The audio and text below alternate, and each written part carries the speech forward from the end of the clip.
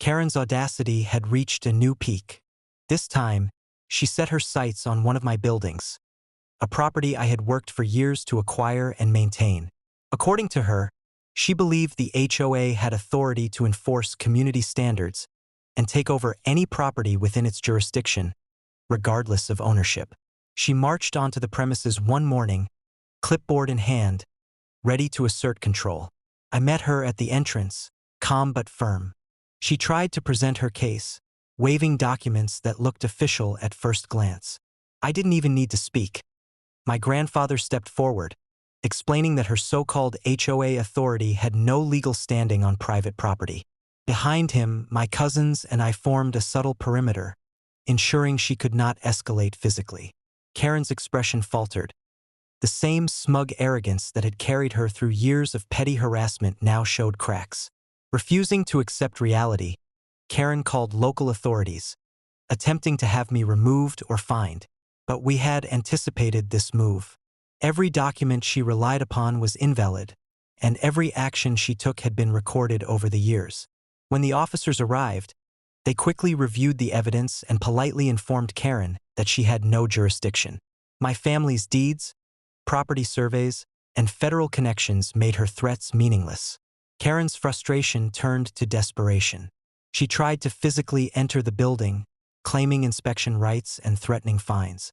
That's when my brother, a Navy SEAL, and my cousins, all trained in tactical operations, intervened strategically. With calm authority, we blocked her access, ensuring no confrontation escalated into violence. Cameras captured the entire interaction, ensuring every step of her harassment was documented. Karen's bluff had no chance against preparation, authority, and evidence. In a final attempt, Karen tried to rally her neighbors, insisting that the building was somehow community property. But the neighbors, familiar with her long history of harassment and aware of our legal ownership, quietly observed without intervening. Karen's words fell flat, her credibility evaporating.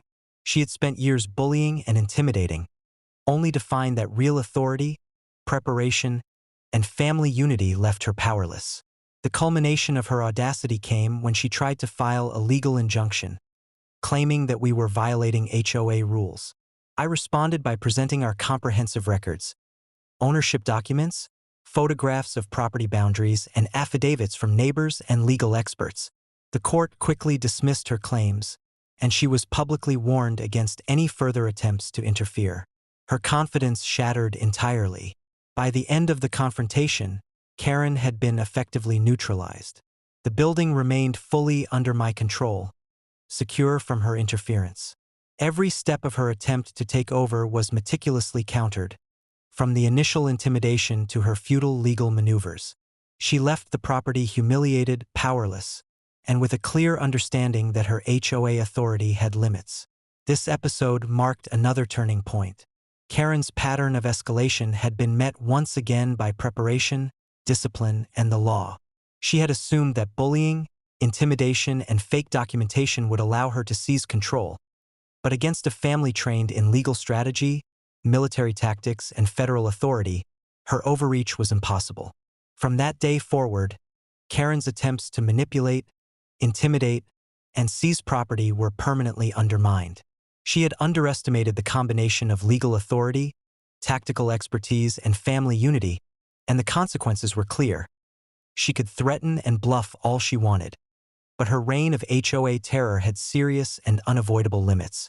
My building, my property, and my family remained secure, while Karen faced the humiliating reality that she had been completely outmatched at every turn.